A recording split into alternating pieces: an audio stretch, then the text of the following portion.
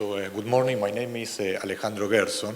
I am the mission chief for Dominica, the International Monetary Fund, and I wanted to tell you what the government has been working on in order to accommodate this enormous amount of need for investment and how to make all this part of a macroeconomically consistent plan that can be sustained over time and can be supportive of growth and development of the Dominicans. So let me start saying that we've been here in a mission to work with the authorities at their request through the first week of October. What we've been doing with the government at the time was mainly try to feed all this enormous amount of investment that is required now, which is non-optional in almost every case, okay? The estimates from the World Bank indicate the need of reconstruction of around 65% of solo GDP. That is enormous. So fitting that into a long-term plan, it's an important task.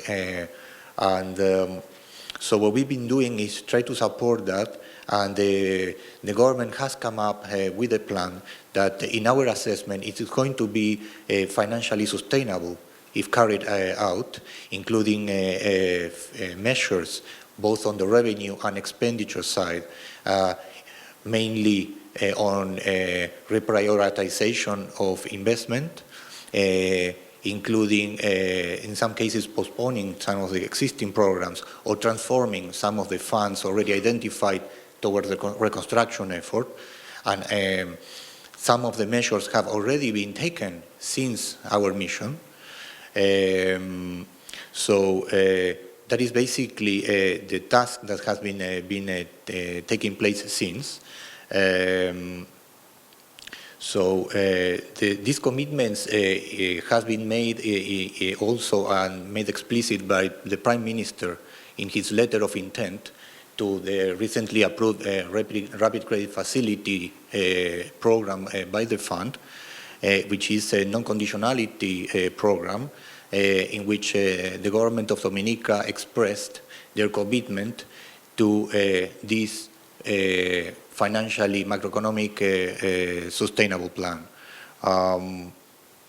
The measures of the program have been largely and broadly identified. We intend to work to support the authorities on pinning down the precise nature of these measures.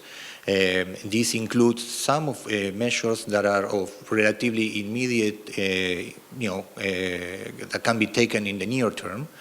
And we intend to support the authorities also in the preparation of the next year's budget at their request.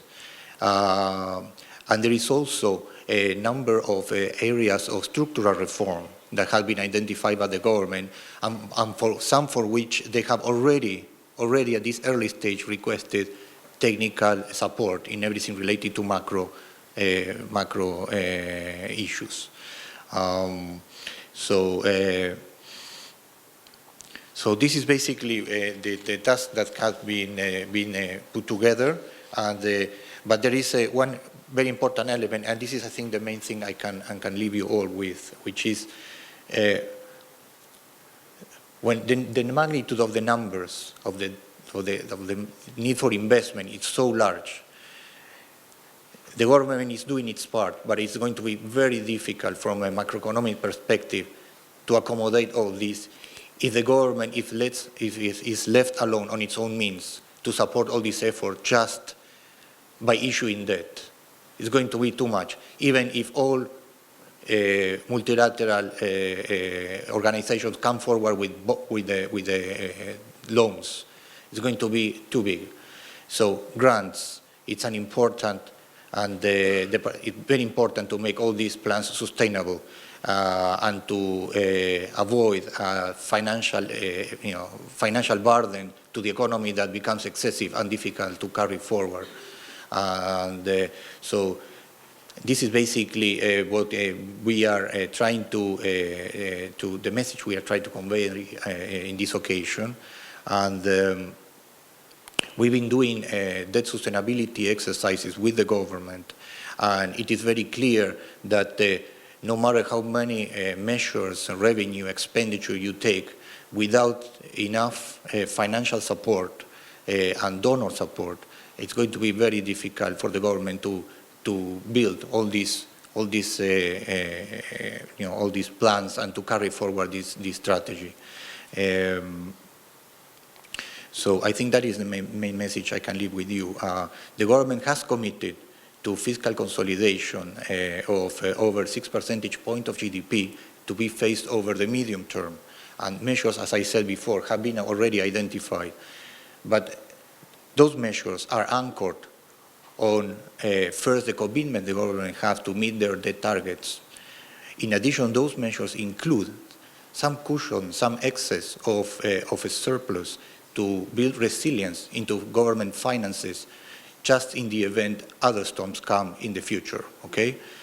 So there is resilience to these plans, to other possible storms. But these plans still are assuming some donor support. And it is very important for these plans, as you know, I'm going to reiterate this again, for these plans to be able to materialize, that this grant element is important, and the international partners come forward with this support. Okay, I'm going to leave it there, and thank you for listening.